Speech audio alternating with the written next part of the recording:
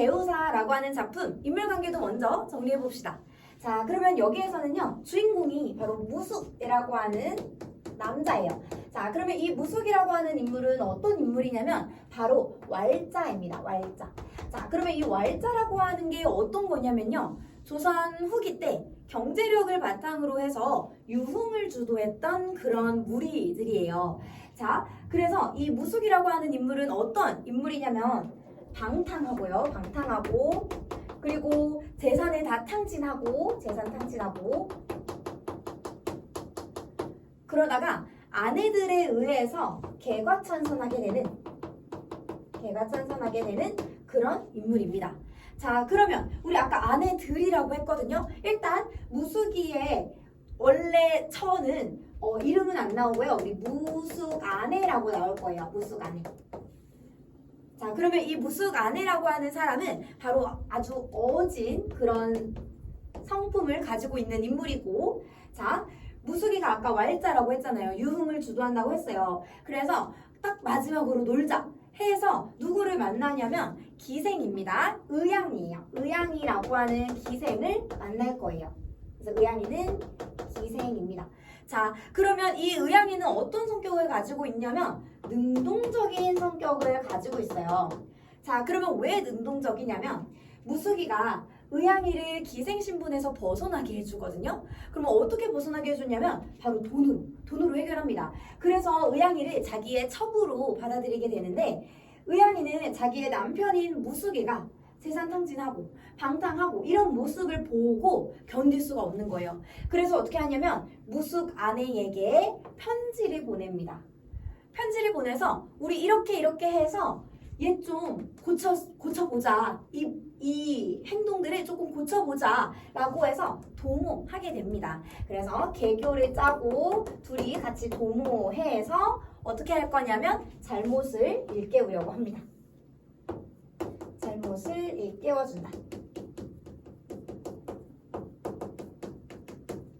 자, 그래서 무숙은 개가천선하게 되는 그런 모습을 보일 거예요. 자, 그러면 인물 다 봤으니 우리 내용 한번 같이 보도록 합시다. 자, 개우사 내용 봅시다. 자, 해제부터 먼저 읽어볼 건데요. 이 작품은 왈자 타령. 그래서 우리 왈자라고 하는 거 인물관계도 할 때 잠깐 언급한 것 같은데, 경제력을 갖고 유흥 문화를 선도했던 그런 집단, 그런 사람들을 왈자라고 합니다. 자, 그러면 이런 왈자 타령, 무숙이 타령이라고 불리는 판소리에서 유래했대요. 판소리계 소설입니다. 자, 5번째 줄 볼게요. 19세기 중반 이후에 등장한 걸로 보이고, 그 시기는 상업의 발달 과정에서 주인공 무숙과 같이 물려받은 재산으로 사치를 일삼고 향락적 삶을 살아가는 불건강한 인물들이 등장하던 때입니다. 자, 그래서 우리 맨 마지막 볼게요. 이런 인물에 대한 징치와 교정을 통해서 건강한 삶의 회복을 촉구하고 있다. 자, 그러면 앞으로 가서 우리 이제 내용을 좀 같이 보도록 할게요.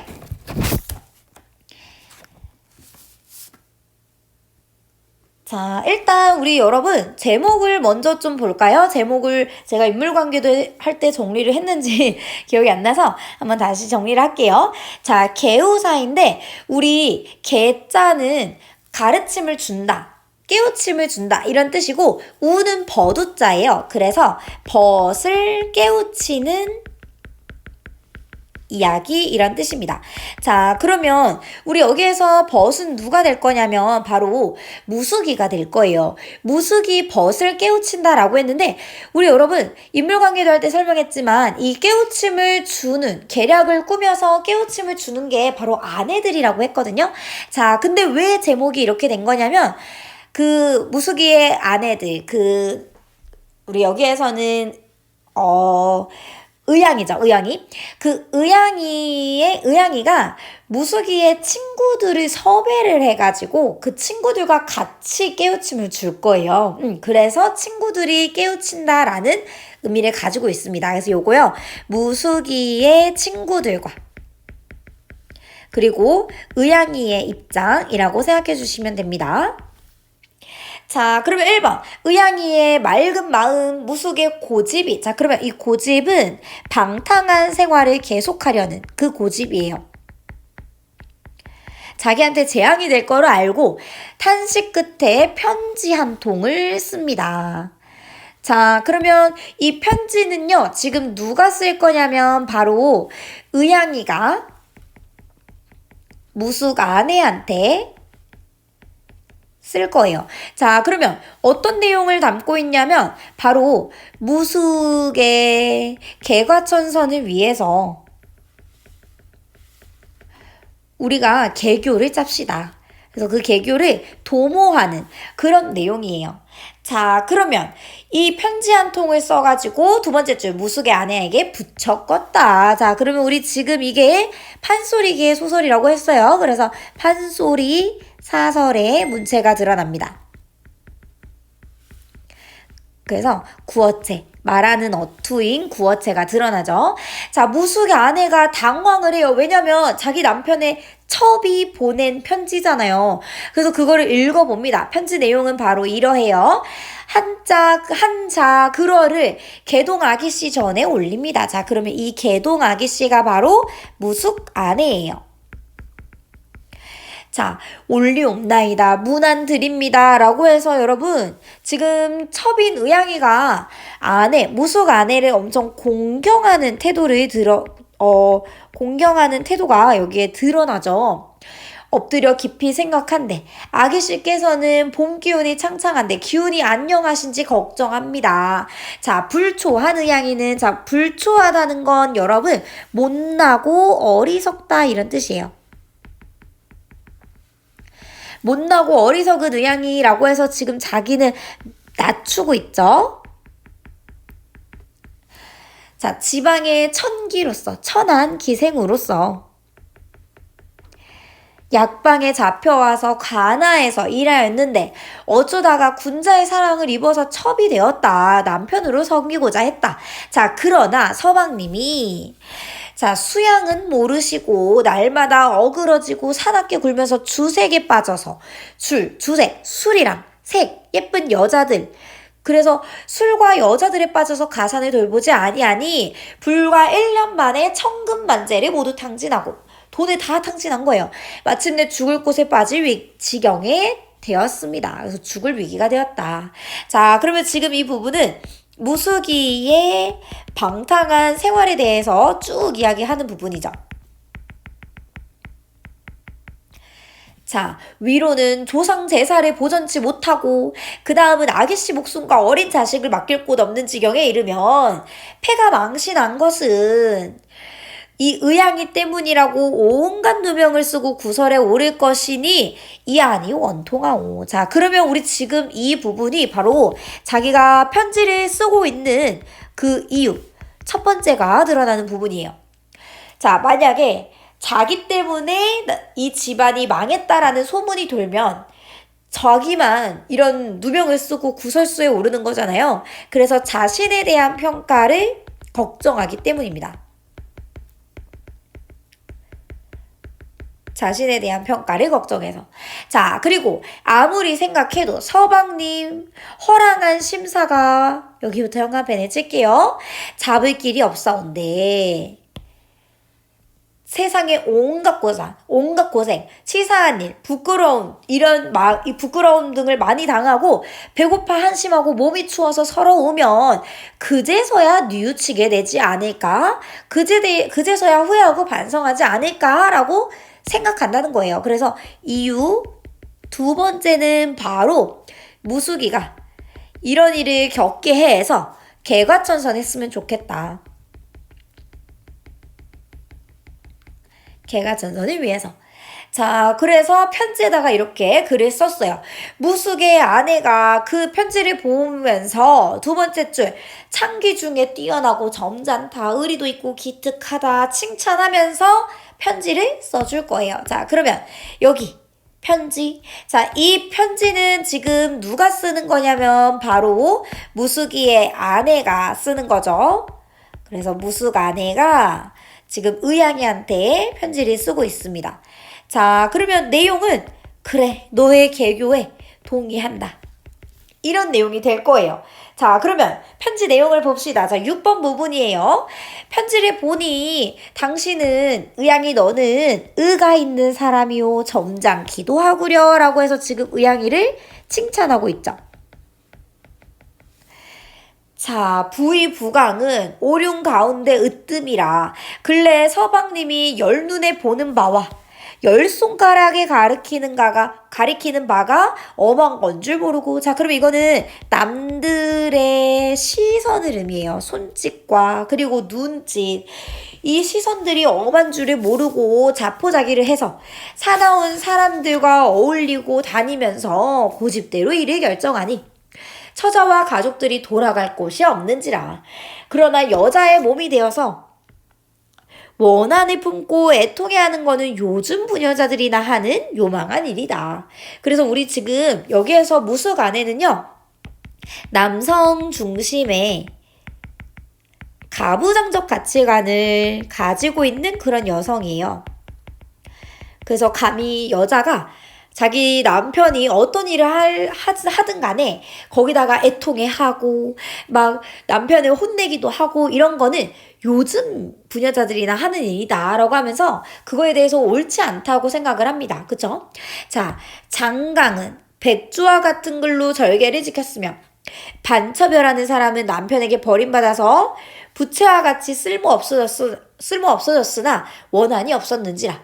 자, 그러면 이 부분은 지금 이 장강이라는 사람, 반처별하고 하는 사람의 고사를 인용하는 부분이에요. 그래서 여성의 도리를 강조하고 있어요. 그래서 우리 가부장적 가치관을 갖고 있다고 했는데 그 안에서 여자는 이러해야 된다. 절개도 지켜야 되고 남편한테 버림받아도 원한을 품지 말아야 되고 이렇게 얘기하는 거예요.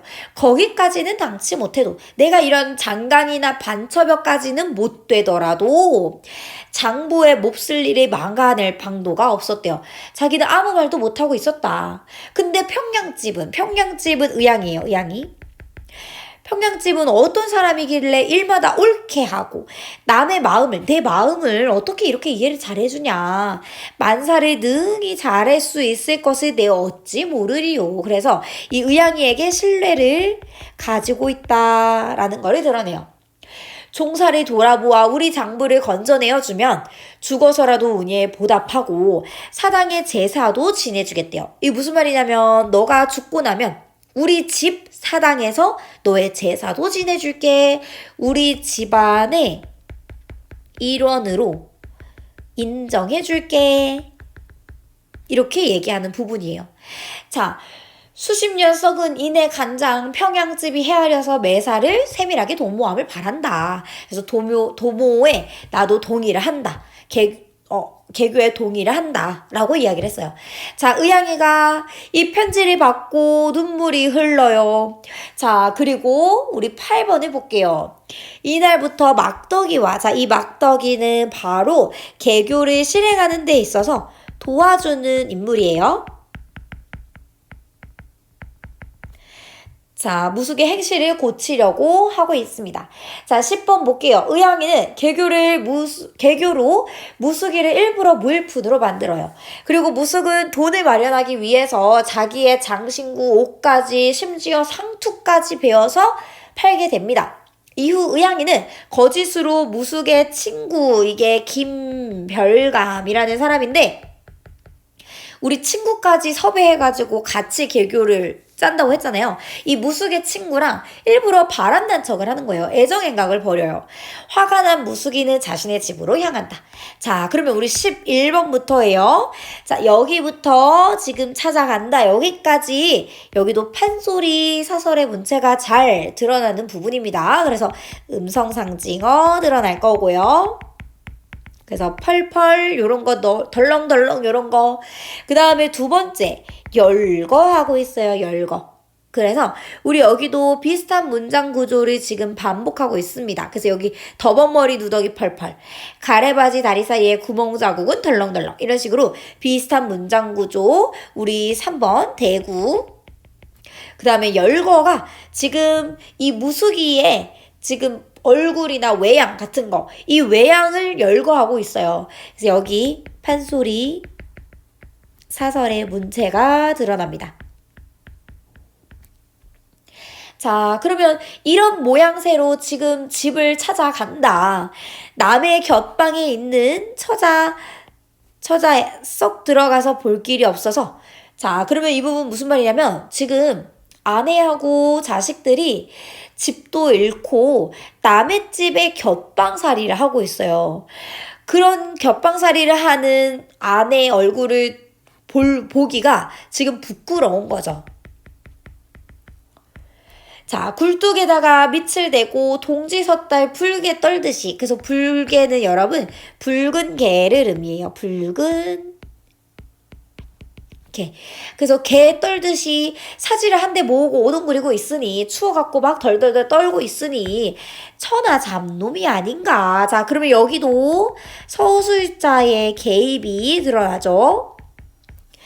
어린 자식 사오 형제 말마다 속이 탄다. 그래서 자식들이 막 밥 해달라. 아버지 어디 갔냐. 막 이런 얘기 하고 있어요. 자, 13번. 무숙의 아내가 이른 말이 14번. 니네들이 무슨 잘못이냐. 그래도 정각각, 흉각각이라 보고지고. 자, 이거 무슨 말이냐면 정 따로, 흉 보는 거 따로. 그래서 밉지만, 너무 내 남편이 밉지만 그래도 정이 남아있다. 정이 남아있다. 그래서 원망도 하긴 하지만 그래도 보고 싶다. 그래서 들어오기를 바라는 마음도 있다. 이걸 드러내죠. 자, 이어서 볼게요. 자, 속으로 느끼어 울면서 기가 막혀 우는 소리에 무숙이 또한 기가 막혀서 더운 피가 살살 쏟아진다. 그래서 이거는 눈물이에요, 눈물. 눈물이 쏟아진다. 자, 16번 볼까요? 아버지가 계셨다니 얼굴 모양이 어떠하오? 자, 그러면 이거 무슨 말이냐면 아들이 지금 아버지의 얼굴조차 몰라요.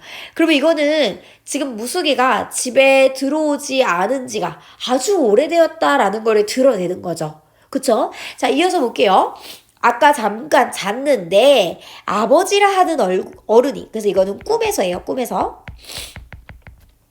아버지라고 하는 어른이 키가 크고 얼굴이 곱상한데 망건 앞설이 허언하고 구렛나루식 가무스름한데 머리에는 송낙을 쓰고, 자, 여기요. 등에 개를 업고 구름을 타고 하늘로 빙빙 오릅디다. 자, 이게 꿈속의 내용이에요. 이거를 듣고 무숙 아내가 아이고 네 아버지 죽었구나 라고 지금 해몽하고 있는 거예요. 꿈을 해몽하고 있어요. 자, 왜냐면 구름을 타고 하늘로 올라갔다고 하니까 죽었구나 라고 해몽하고 있는 거예요. 자, 무숙이는 속으로 웃고 있어요. 왜냐면 자기 죽었다는 그런 해몽을 하고 있으니까 이상한 해몽이잖아요. 그러니까 웃으면서 20번 이런 얘기를 해요. 부자 천룡과 부부간의 중한 의를 오늘이야 알겠다. 내가 굴뚝에 앉아 있으니 부엌에 불을 때면 연기가 나니 연기는 곧 구름이요. 자, 그러면 지금 여기에서 말하는 이 구름은 바로 연기예요, 연기. 그쵸? 자, 그리고 이 연기는 하늘로 올라가잖아요. 그러니까 하늘로 빙빙 오릅디다 라고 얘기하는 거죠. 자, 등에 개를 업었다는 거는 뭐냐면 우리 아까 앞에서 무숙이를 묘사한 부분 여러분 생각나세요? 잠깐 앞에 갈게요. 여기 보면 불개 떨듯이 떨고 있다고 했잖아요. 개처럼 떨고 있다고. 그니까 등에 개를 업었다. 이런 내용이 나오고 있는 겁니다. 그쵸? 자, 이런 이야기를 하면서 쏙 들어가서 아내 앞에 넙죽 엎드리면서 자기를 때려라 라고 이야기를 합니다. 자, 무숙 아내가 기가 막혀가지고 이제 우리 22번 부분이요. 여기 부분은 지금 무숙이를 보면서 무숙이 걱정도 하고 그리고 무숙이의 원망도 하고 자기 신세를 한탄도 하는 그런 부분입니다. 자, 그래서 우리 여기 이 모양이 웬일이요? 일이 될 줄 몰랐던가 라고 해서 우리 지금 여기도 사음보가 드러나죠. 그래서 여기 마찬가지 운문체가 드러나고 있습니다. 판소리계 소설의 특징이에요. 자, 그러면 23번 부분 볼게요. 복통, 간장 우는 소리, 목석 같은 무숙인들 깨닫지 못하겠는가. 그래서 나무와 돌 같은 무숙이라도 감정이 없어 보여도 깨닫지 못하겠는가 라고 해서 우리 서술자의 개입이 드러납니다. 자, 그러면 여기까지가 우리 본문 내용이에요. 우리 여기 정리를 좀 해볼까요? 자, 우리 일단 특징 첫 번째는 이게 탕자 길들이기 구조를 가지고 있어요. 탕자 길들이기 구조. 자, 그러면 이 탕자 길들이기 구조라는 거는 우리 수능특강 보기에 나와 있는 거거든요. 우리 뒤에서 다시 한번 보긴 볼 거예요. 자, 이 구조에 따라서 내용을 전개하고 있다. 이게 특징 첫 번째가 될 거고요. 자, 그 다음에 두 번째는 조선 후기의 사회상을 반영하고 있다. 그리고 이를 풍자한다. 이게 두 번째 특징이고요. 자, 그 다음에 세 번째, 편집자적 논평이 드러난다. 편집자적 논평은 우리 서술자의 개입이죠. 그죠? 서술자의 개입이 드러난다. 자, 그러면 마지막으로 여러분, 여기 보면은 우리 서사구조에서 탕자 길들이기 서사구조. 앞에서 봤죠? 이 탕자 길들이기 서사구조를 조금 정리를 할게요. 자, 그러면 이거는 자신의 기질과 외적 요인에 의해서 가산에 탕진한 남편이 온갖 서름을 받다가 조력자의 도움을 받아서 개과천선하는 이야기이다. 자, 이 개우사와 이춘풍전이라고 하는 이런 소설에서도 이런 서사 구조가 쓰이는데 여러분 여기에서 봐야 되는 거는 바로 계략주체. 그러면 이 계략주체는 가산을 탕진하게 하는 사람들을 계략주체라고 해요. 자, 그리고 개과천선 주체. 개과천선 주체는 바로 개과천선을 이끄는 이들이죠. 자, 그러면 이춘풍전의 줄거리 여러분들이 읽어보시고 공통점과 차이점을 조금 정리를 해보도록 할게요. 자, 그래서 개우사와 그 다음에 이춘풍전